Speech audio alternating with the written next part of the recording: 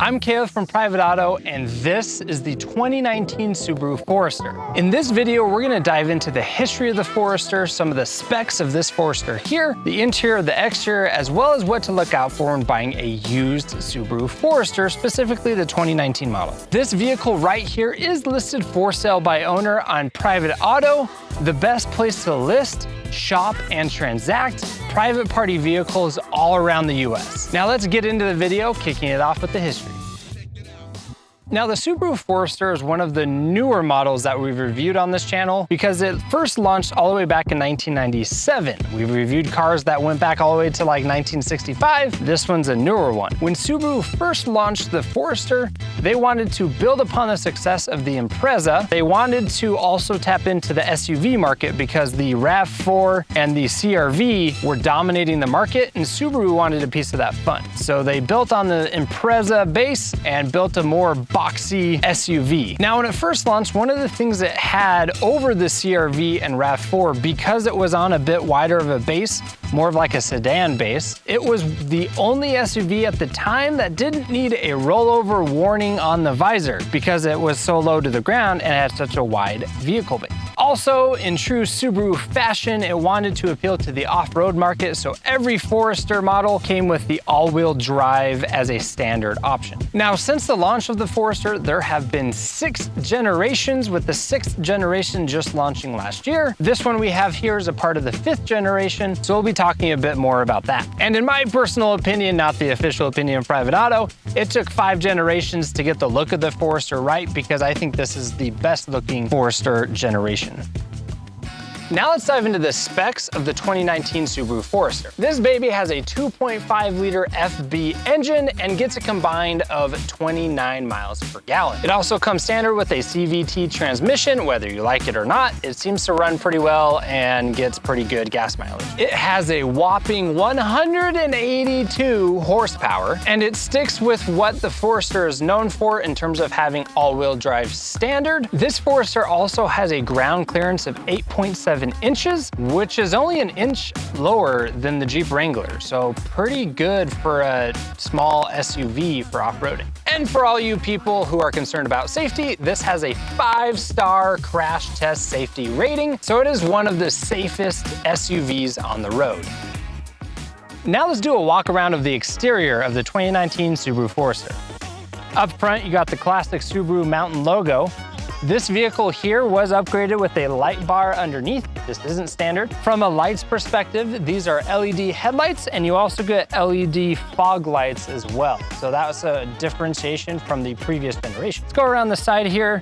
This one was also upgraded with off-road tires. These are about a year old. You can see they got like the plastic cover, which has been beat up. It's a used vehicle, what do you expect? Then as we go around the side here, you do have the roof rack, which is super handy for those off-road journeys where maybe you want to store a paddleboard up here or something like that, which I love. You do have kind of some ruggedness here with like the rubber seal for the door. And then working our way around here on the back, what I like about the Forester is even on the newer generations, like the back looks like a Forester. It may look a little bit different up front, looks more like an Outback, but in the back here, you do have a lot of similarities with previous generations of the Forester. You've got, you know, this typical lights back here, and of course, a ton of storage space back here.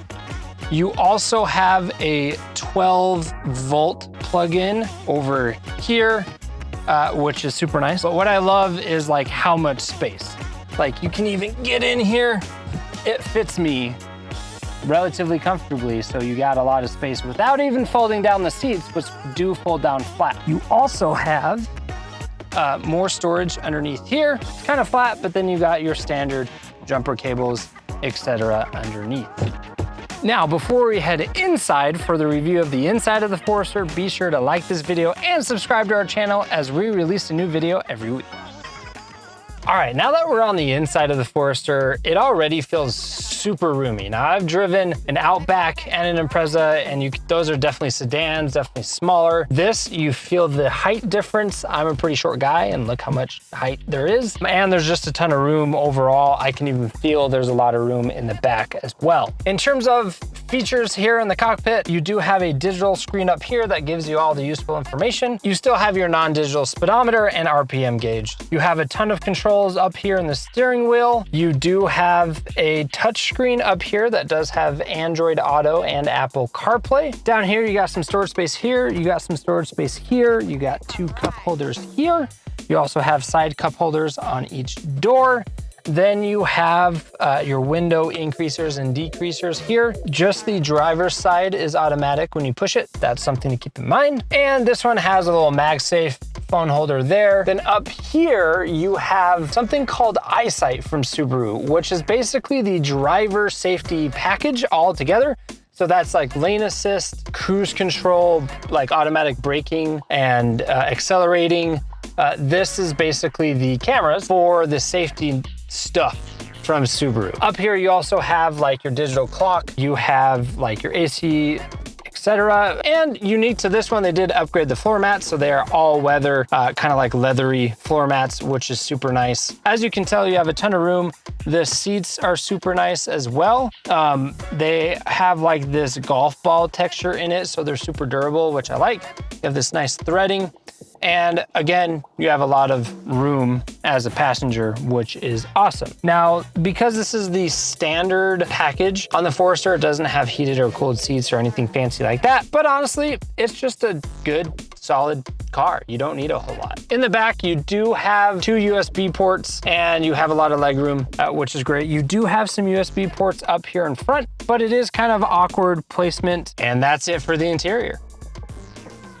All right, now let's talk about what to look out for in buying one of these babies used. Now, Subaru has a long-lasting legacy of long-lasting cars, and the Forester is no different. If you look at people who have owned these things over 200,000 miles, they're running just fine. So as long as the previous drivers have treated it well and done the standard maintenance, you can expect the Foresters to last well over 200,000 miles, which is pretty awesome. Just keep an eye on that head gasket, because that can cause some issues sometimes. Now, some of the first things to go in terms of wear and tear are like the seats and the dash. So just do like a careful once over, looking at the seats, looking at the dash, even looking at some of the exterior, the rims, etc., just to see where that wear and tear has happened.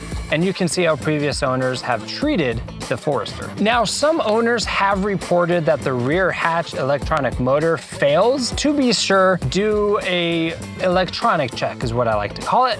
Turn on the lights, check the locks, check all the hatches, make sure that everything in terms of electronics works. So then you know whether or not you need to replace a motor, such as what people have experienced with the rear hatch motor. And as always, when you're buying a used car of any type, take it on a test drive. Take it slowly, listen for any bumps, any knocks, anything like that, and then take it on the highway, take it over 60 miles an hour to see how it performs at high speeds as well. And during the test drive, turn on the AC, as ACs can be finicky in any car model, so be sure to turn that on as well to make sure you are sitting nice and pretty in the summer. Now, because this is such a great lasting car, it does affect the depreciation over time, meaning it depreciates less because it lasts a really long time, well over 200,000 miles. So let's dive into those market insights and pricing insights for the Forester. Now for this year and model specifically, the 2019 Subaru Forester, this thing launched back in 2019 with a retail price of $25,000 or around. This one we have right here is listed for sale at $17,600. Now, in terms of what the private party market is currently doing as we film this video, the average price for 2019 Foresters is actually around $22,000. So when you look at the retail price when it launched of $25,000 to now the average used of being $22,000,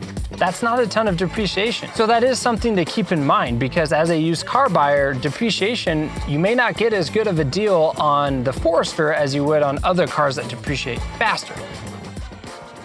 Now let's dive into the final thoughts on the used 2019 Subaru Forester. Do you want an SUV that feels like a sedan? Do you want to beat your friends to the trailhead because of the off-road capabilities and be that guy that everyone questions when you arrive to the trailhead, how did that Subaru beat me here? Then the Subaru Forester is for you. This has such great off-road capabilities that it's fantastic for any off-road enthusiast, but it is spacious and roomy enough for a family and cargo that this is a solid family car as well. And with the Subaru reliability you get, this car will last almost forever, so you can rarely have to worry about it breaking down on you. So overall, this is a solid car for any family or off-road enthusiast alike. You can get this one right now on PrivateAuto.com or in the link in the description, as this is for sale by owner on PrivateAuto. That's it for this PrivateAuto listing review. We'll catch you on the next one.